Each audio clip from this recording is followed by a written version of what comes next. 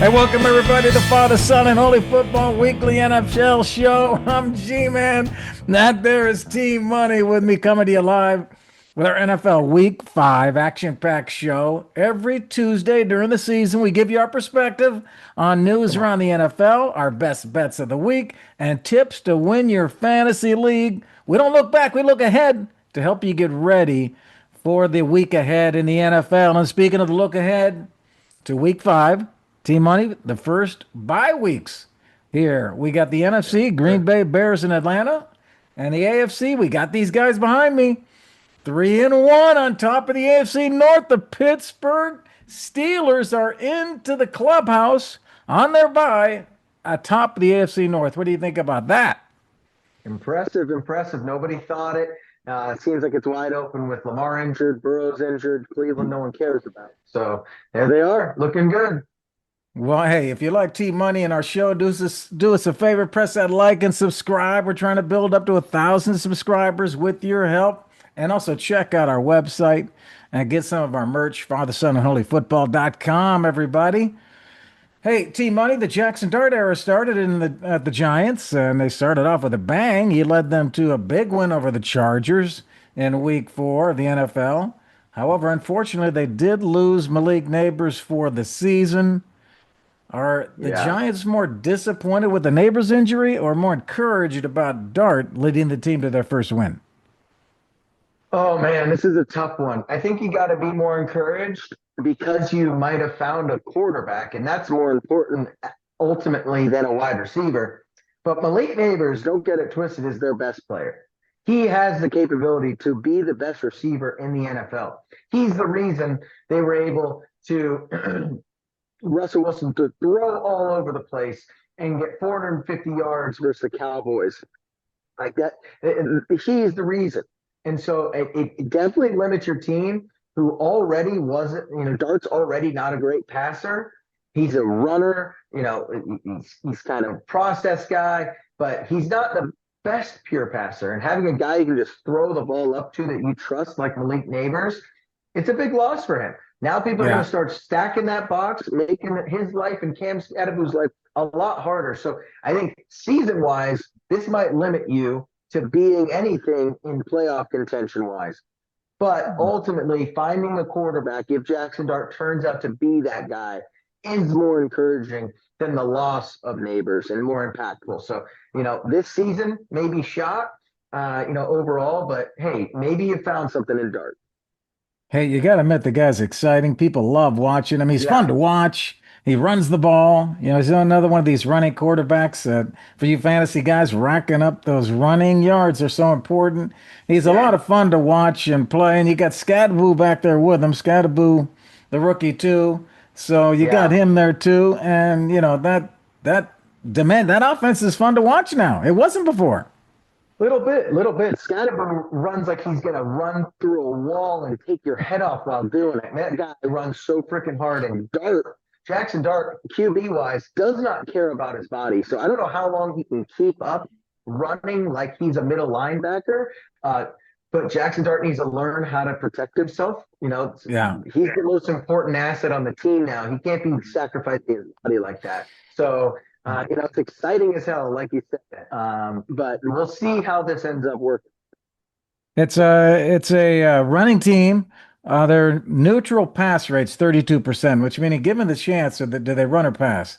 32% of the time they pass, which is one of the lowest in the NFL. So they've been running the ball. They're probably going to run it more now without Neighbors. And we'll see if that works for them. They're 1-3. They're at the bottom of the NFC East.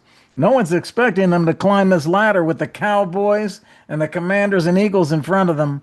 We'll have to see. They got the Saints. This is a pick'em game coming up Sunday at 1. The Giants and the Saints. See if the Giants can get another win here and build some momentum. Yeah.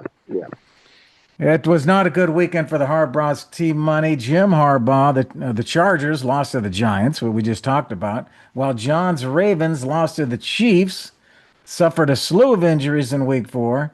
And they fall to 1-3. Do you blame the poor start in the season on John Harbaugh of the Ravens? Should the Ravens look to move on from him? It might be becoming that time to move on from Harbaugh. I know he won a Super Bowl and the guy's, been there forever, it seems like, but it just feels like he's missing a beat here and there. This team used to have a defensive identity, and they are just getting thrashed, allowing 30 plus points every week. So where's their defensive identity? That's supposed to be their culture. It's not there. And then on top of that, his game management has been horrible. His timeouts, how he's game scripting things, everything has been really weird. How he let Buffalo come back and how he handled his clock management there. And then on top of that, his game plan. They are not giving the ball to Derrick Henry enough. Derrick Henry ran wild all over Buffalo until they blew that lead. And then from then on, they've not been giving him the ball. And they wonder why the offense is stalling out. And so I think that this may be coming to an end here. Lamar's Whoa. hurt. Lamar's hurt. The whole defense is hurt. This season might be out of reach in the AFC if you lose one or two more games here and dig yourself a deep enough hole. So, it might be time. It might be time because this team cannot get it done in the clutch. The coach and the quarterback just cannot do it. So maybe Lamar needs something new to help him overcome this. Yeah, it's their defense and their offense. They're both playing terrible. Yeah, It's not one or the other. Usually that defense keeps them in there, but the defense is not doing it this time. They rank 29th in opponent DPA per play in the whole NFL, yeah, 27th in opponent success rate. So they've given up 5.7 yards per play, which is 26 in the NFL, and they got all these injuries. Can they get it back on track on that defense that we've all known to come and love? But they're yeah. 1-3. Steelers, as we mentioned, are 3-1 at the top of that division. The Bengals are in the hunt here, Team Money, somehow, but I think they're falling fast. So well, Yeah. this division looks like the Steelers. Is this the Steelers' division to win Holy. here? This is crazy. I mean, this is nuts. I have no idea who's going to win this division because I still don't trust the Steelers. They're playing a bunch of junk teams. So I congratulate them for beating the Jets, like in Minnesota. Like these are all mediocre teams, right now. And so it's going to be interesting to see who comes out of the NFC North. Well, the Ravens host the Texans. Big game coming up Sunday at 1 o'clock, and the Texans are coming in as the favorite. And Team Money, speaking of games this Sunday, we got another early one in Europe. Did you love that Europe early Sunday Eastern time game? The Browns are going to be there. Minnesota stayed over, and the Browns are coming in on their flight. They're going to start a rookie, Dylan Gabriel, against Minnesota. Do you agree? Is this a good time for the Browns to bench Flacco and start a rookie quarterback? Yes. Yes, it is time to move on. The whole reason he started Flacco was like, hey, maybe this guy gives us a better chance to win. And I think it was a smart move going into the season. But it's time to pull the rug out from under Joe Flacco. He has Yeah, right. zero touchdown passes in the past 2 weeks. He has two total on the entire year. He hasn't thrown for over 200 yards since week one. And he's got 6 interceptions through 4 games. It's over. It's done with. He can't move in the pocket. He can't seem to find anyone open. And so we need a spark or anything. And so you got to give it. I would have gone to Shador, but I don't really care which rookie. You just need to start one of them to see what you've got in these guys. And so this is the smart move. This is the right move. Joe Flacco, this is probably his last stop. He was a great stopgap. He probably is great to learn from, for these rookies. But it's time to look forward to the future of Cleveland. And they're not going anywhere without a good quarterback. So you got to start looking at the guys you drafted. And so I think this is the right move. Hey, Joe, can you go over and help some of the other teams like the Bengals? Because Browning is no good. I mean, Browning's Yeah. worse than Flacco. And look at this AFC North and these quarterbacks. My gosh. Yeah. The worst offense in the AFC North was the Browns, but now I think the Bengals have passed him up without Burrow. The Yeah. Browns' offense is terrible. The Bengals' offense is terrible. They got to make changes on these two teams if they're going to have any kind of sense of making this thing. Yeah. Here's an interesting one, though. You look at this draft, and Jackson Dart, drafted by the Giants, T Money drafted. They wanted him in that role. They got him in that role. There's all kinds of excitement. They support him. The Browns was totally different. They bring in Gabriel. They got him in the third round, and they bring in Sanders, and they basically told Gabriel and Sanders, "Hey, you guys fight it out, and we're going to start Joe. Well, you guys fight it out and see who gets it." And it's just been Yeah. like a different feel where all this excitement in New York around Dart and getting him in that role, whereas the Browns are kind of fighting getting a rookie in there. What do you think Yeah. about the difference between these two approaches? Yeah, no, I think the Browns are a horribly run organization, so it's not shocking. And so this may be Kevin Stefanski's time to go too. Like I thought he's supposed to be some brilliant play caller. He can't. His offense is terrible. It's terrible. And so luckily they have Judkins, who might be the new Nick Chubb there, kind of a shining star. But this offense is terrible. Kevin Stefanski's just terrible. It seems I can't figure him out, but everyone loves him for some reason. And so I think it's just a poorly run organization, the Browns. And so I'm not excited if I'm a fan anywhere because I don't think Sanders or Gabriel is a starter in this league. Get yourself up early, everybody. 9:30 a.m. Eastern on Sunday morning. The Browns and the Vikings over in London this time. They were in Ireland last week. Now they're over in London, Minnesota in both games. The Browns coming in. Browns are 3.5 dogs there in that game. We're going to have best bets coming up for you soon. But let's ask T Money one more question here about something about the Packers. The Packers tie the Cowboys 40-40, T Money, the second highest scoring tie in NFL history. Unbelievable. They scored on 9 consecutive scoring drives between the two teams. And we expected Dallas to have a big offense, but did we expect the Packers to give up 40? Do we believe the Packers are Super Bowl contenders after giving up all these points and tying Dallas? Yeah, this has been a really, really weird 2 weeks for the Packers to lose to the Browns, to tie with the Cowboys, two teams that no one believes in as a playoff contender. It's a question mark now for these Packers. We thought they were going to get over the hump. They looked incredible when they played the Commanders and when they played the Lions. And then something shifted. I don't know if they got too big for their britches, too cocky. I don't know what. The Cowboys absolutely shredded them. Without their best receiver, CeeDee Lamb, they were getting anything they wanted. There was at one point where they had to score with 2 minutes left, and they went down in 3 plays in less than a minute to go score a touchdown before the half. That was insane. They were doing whatever they wanted. It's embarrassing. And I thought the Packers' defense was going to be different. The offense is fine. I'm not worried about the offense. That's not an issue here. We can see that they're skilled.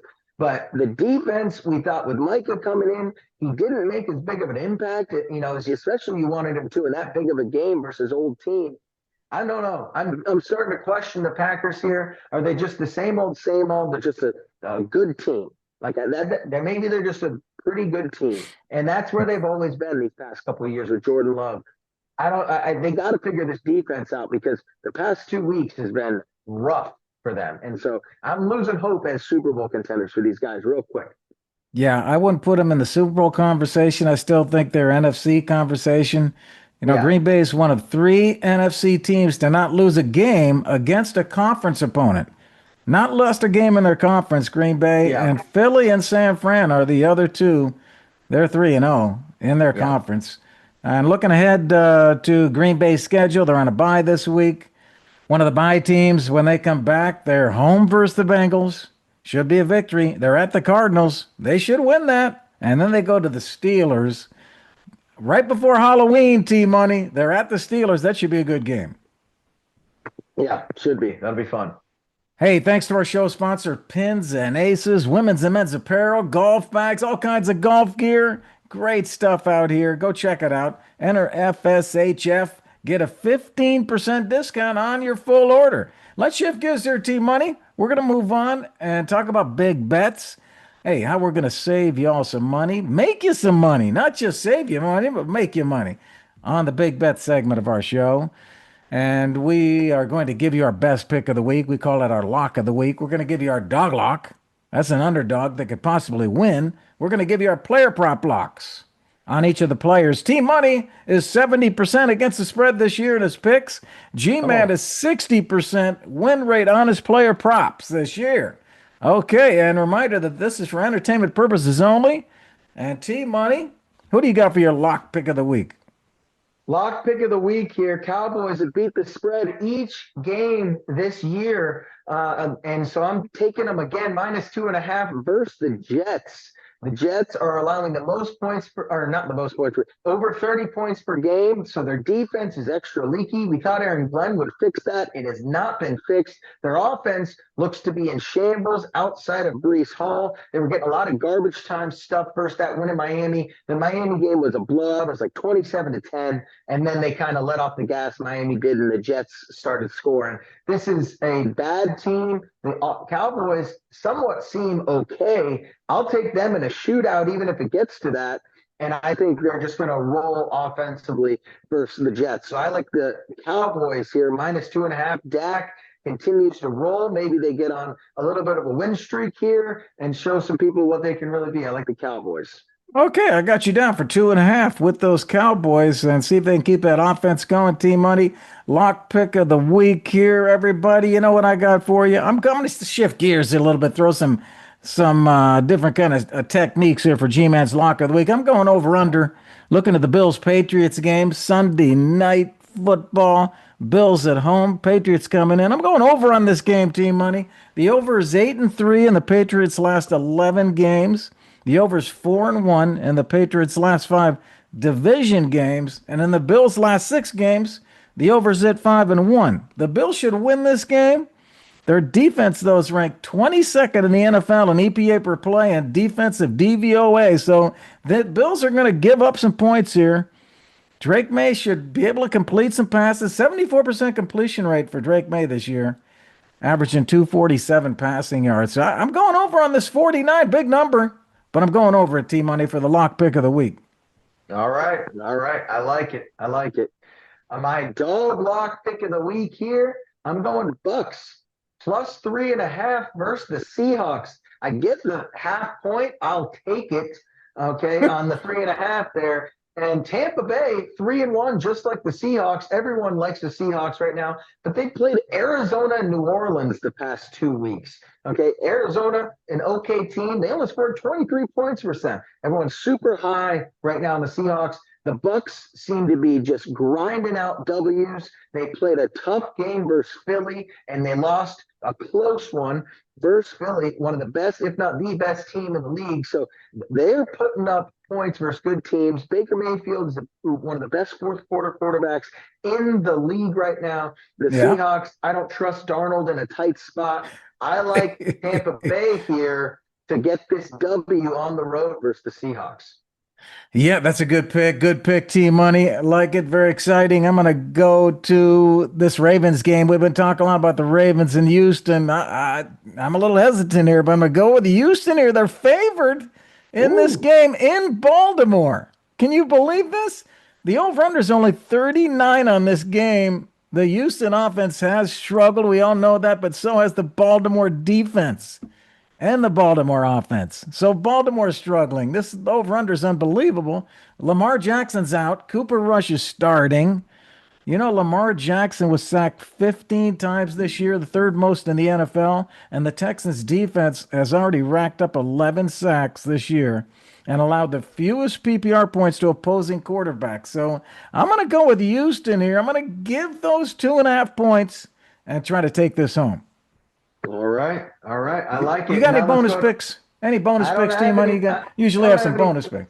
No, that's a you thing. You know, I usually wait for your 5 picks to finish, and then I give everyone a chance to get ready for the best part of the betting segment. That's G-Man's player props of the week. What do you got, G? That's right. That's right. We're going to our player props here, Team Money. You're going to love this. And I've got a 4-pack for you. Last week, 4-0. All right, let's see if we can do it again. Sunday, the European game, Sunday, 9:30 a.m. I'm going to go Judkins over 70 Russian receiving yards. Total yards, he's at 95 and 115 the last 2 games. I think he gets over 70 here. Yeah. Let's go to Sunday at 1. I'm going C.J. Stroud. Also, over on the rush yards only, 13.5 rush yards. C.J. can run. He's beaten that 3 straight games. He had 32 rush yards last week. I think they're going to score here on the Ravens. I'm going CJ Stroud. They're over on the rush yards. Let's go to Sunday at 4. Keenan Allen over 4.5 receptions. Going on the receptions, not the yards here on Keenan Allen. He's beaten Yeah, that all 4 games this year. He's averaging 6. It might come down to the fourth quarter, but this should be a high scoring game. I think he gets his receptions right here. And finally, yeah. Team Money Sunday Night Football. I'm going to that game I told you I thought was an over. Drake May, over 214 pass yards. He's done that 3 games in a row, including 287 last week. Drake May over on the pass yards. There's my 4 player props 4 pack for you. Love it. Love it. Let's do it, G. Come on.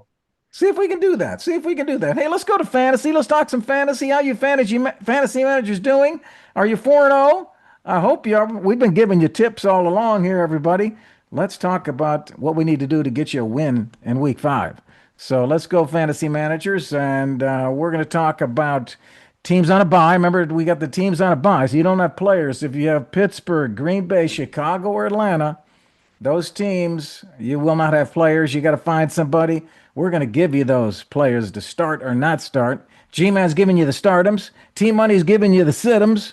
And starting off with G-Man here on the startums, that running back, I'm going, everybody, you better ride David Montgomery in your flex spot. I know he only had 1 point last week, and that's why I put him up here. You're probably hesitating, but I think this Yeah. is a bounce back game. Remember, he had 29 fantasy points against the Ravens in week 3. The Bengals defense has allowed the third most points to opposing running backs. Gibbs will outtouch him, but Montgomery's going to break above 13 points if you start him and need that production. He's only $5,200 on DraftKings. If you're playing DFS, David Montgomery, start him and watch him. My running back flex and DFS pick of the week, T Money. All right. All right. I like it. I'm going to go with everyone's darling, and that's Bill. That's Bill. Oh, oh, Krosky Merritt. All right. We're talking about Ja'Cory Krosky Merritt, the running back for yeah, Washington. yeah, Everyone we know loves this Bill. guy. All right. He's Yeah, projected for 7.3 right now. And I'm just staying away until I see more involvement from this guy from now on. He's going to ride my bench for a while. I know after week 1, everyone was excited. Even with Austin Eckler, he had 14 points. That's the yeah, most carries he had in a game. And Eckler is hurt for the year. He has had 4 carries, 8 carries, 7 carries. Okay. Last week, he had 2 receptions, which was nice, but he was out carried by Chris Rodriguez. And then ours also, Jerry McNichols had 3 touches. Debo Samuel had 3 touches. This backfield is a cluttered mess. And I'm not touching Krosky Merritt or anyone in this Commanders offense for a while. And on top of that, you're going up against the Chargers, who are ranked 4th versus running backs in defense fantasy right now. So I'm staying away from that backfield and specifically Krosky Merritt. yeah. Well, that's a good call because what are you doing, coaches? Let Bill run the ball. He's the most exciting runner you got. He's Right. breakaway. He's breakaway runner. That guy Yeah. can take the rock and take it to the house. Why are you messing around with these other 2 guys that Crazy. can't run as well as Bill? I'm with Crazy. T Money on this, and it's because you coaches won't give him the rock. He's got the best talent. Hey, let's go to Dang right. wide receiver, T Money. And I'm going to go wide receiver, man. You better ride the Broncos' Troy Franklin here. Okay? The sophomore wide receiver continues to emerge as a reliable option for the Broncos.